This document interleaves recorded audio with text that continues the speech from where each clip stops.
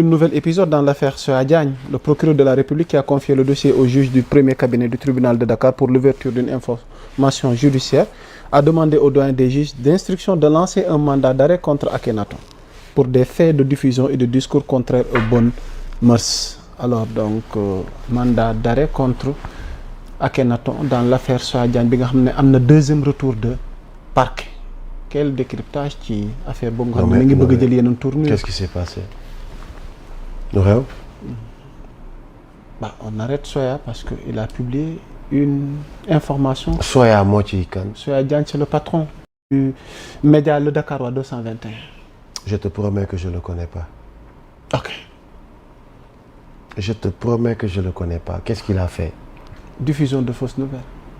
Diffusion de fausses nouvelles la def. moom lañ koy toppee. moom lañ koy toppee dossier bi noppee guñ ci mais ci biir dossier bi mu laale li nga xamante ni moom mooy ak Akhenaton ndax dañ leen di toppee ci tuumaal kilifa gu mag ci réew mi donte tudduñu turam ci mbirum viol wala mbirum jote ak soxna soo xamante ni ab rwandaise la mu di loo xamante ni nag jàpp nañ ni xotti war may kilifa la ci penc mi ci dossier googu daal moo tàbbi ba ñu ngi toppee ki nga xamante ne Akhenaton mandat d'arrêt ci ndoddam parce que depuis un certain temps gis nañ kilifa yu bëri moom ci penc bi moom bëri na liñ ci wax lu jëm ci vie privée nit wala lu jëm ci war may nit wala lu jëm ci. kan mooy kilifa. quand on est être humain rek. kilifa lañu. gis nga boo ñëwee fekk nit ki mu taxaw nga jam ko fetal wala nga jam ko paaka mu dee. lan la ñuy wax tu as commis un crime. loolu la ñuy wax. Exactement. pour man crime bi gën a doy waar mooy bi nga def nit ki ba pare bàyyi ko muy dund. wa rey nit bàyyi ko muy dund. mais c'est quoi la dignité humaine. bañ ko xotti worma c'est quoi la dignité humaine. yaa Moussa dafa yomb. pour man la sanction doit être plus sévère ci koo xamante ni surtout que teguñ ko ci lenn lu dul maag yow bokkuñu camp teguñu ko ci lenn boo ko yow APR nga man Pastef la dinaa fexe ba xotti sa worma ci digg penc mi après def la nit bu ñuy xoolee benn mbir loolu lañ ci jublu loolu moo gën a graaw moi je préfère que tu me tues nga ray ma jóge fi éliminer wu ñu ne dee na mais tu me laisses vivre ak benn tuuma boo xamante ni foo romb te ay sos la ay créer la ay fabriquer parce que loolu ñuy wax mënuñu fexe ba indil la ay preuve mënuñu ko prouver mais ils ont li ñu naan seytaane waxul dëgg mais yàq na xel. yaa Moussa góor jigéen la nga jéggal ma tu m'excuses du terme faut tourner ti boo taxawee di kii sax ñu ne non day est-ce que gaañ bi du dëgg est-ce que newul di nëbb li nga ko waxal noonu góor jigéen moo tax muy dëgërlu c'est très grave ça. on joue pas avec la dignité humaine. la sanction doit être plus sévère. nañu bàyyi nit ñi xotti worma ñu leen di def sanction yu ndaw. ku yàq deru doomu aadama dañ la war a sanctionner une sanction boo xamante ni égale à ku ko rey désormais dañ ko war a classer sax ci crime parce que crime dëgg ngi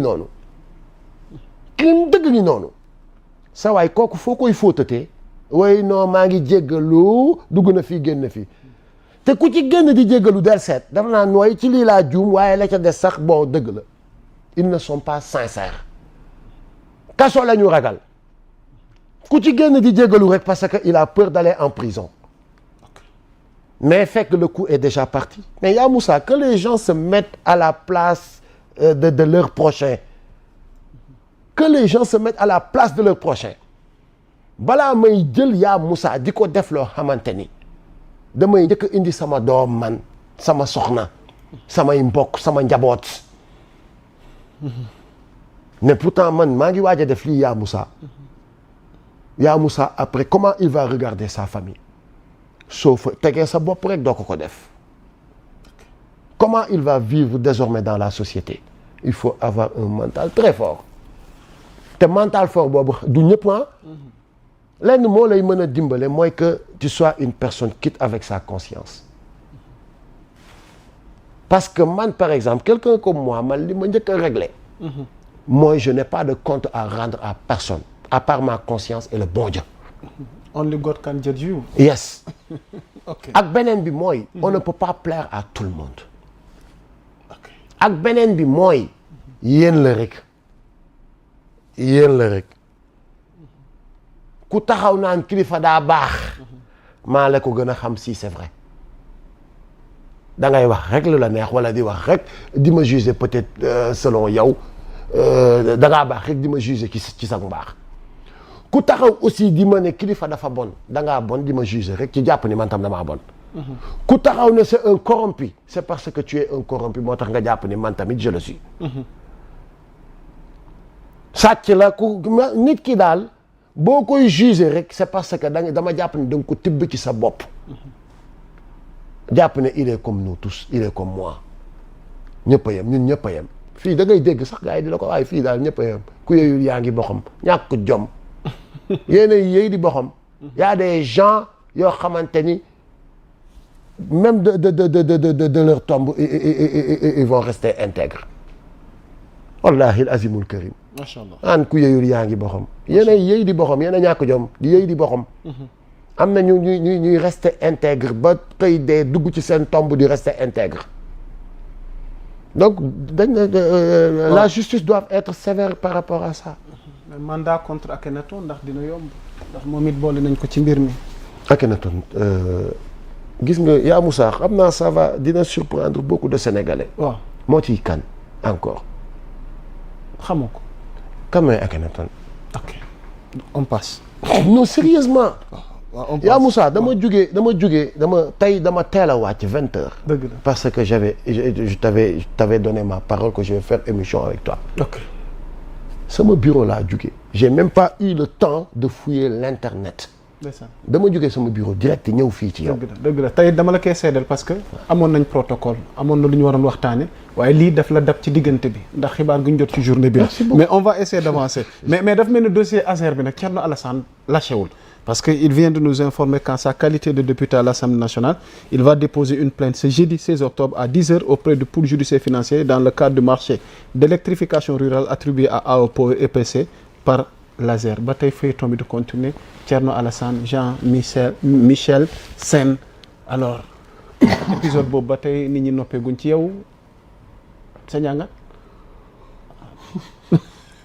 bëgguma la coroxaan loo ma bàyyi la nga naan sa café waaw. ma ne ko ci Thierno grand bu. il était très bien parti ndeysaan. xalam demoon na benn. waaye Thierno tu sais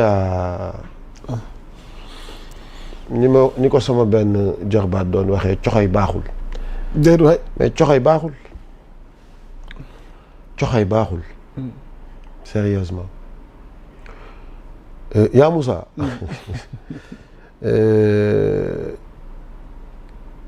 nañu bàyyi la justice. mu def son commentaire.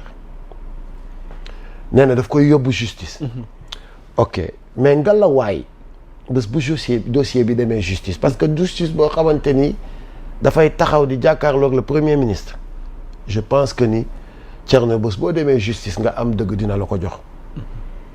bés boo fa demee tamit nga yegg fa amuloo dëgg. dina la ni amuloo dëgg. ngala bu boobaa génnal nga amuma dëgg. waaye di nga génnaat ma ni waaye seen justice la. bu doon seen justice la bu PM dugalee recours am boobu dinañ ko kii. rabat d'arrêt. waaw rabat d'arrêt bi. donc c'est clair que ni foofu rek laay waxee. qu'il ait l'honnêteté. parce que tamit Sénégal lañ nekk. il est dans son rôle. moi je préfère lii laa doon xaar. il ne devait même pas sax indi ko mu nekk un débat public. surtout que yow yàlla may na la nga nekk député. nga mën a porter plainte tu n'es pas un citoyen ordinaire. fallait commencer par ça. ok na dem justice. na ko yóbbu. mais ngalawaay su fekkee Jean-Michel moom moo amul dëgg moom xam na li koy xaar. moom xam na li koy xaar parce que le PM ne badine pas ak ay yëfu caaxaan. il l'a dit. Sérieusement